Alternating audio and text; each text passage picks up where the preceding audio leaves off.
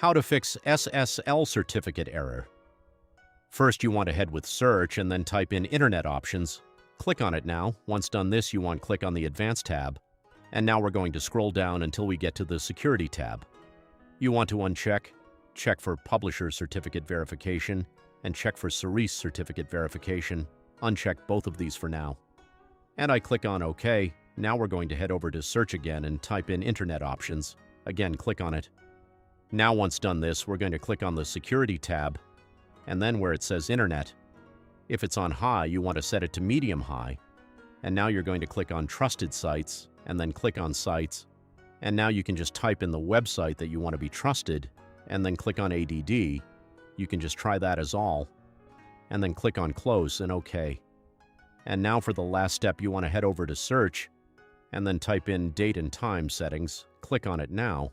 Once you on this, you want to turn off Set the Time automatically and then turn it back on again. Now we're going to scroll down and I click on SYN now.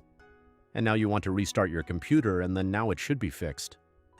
If this video helped you out, please like and subscribe for more tips.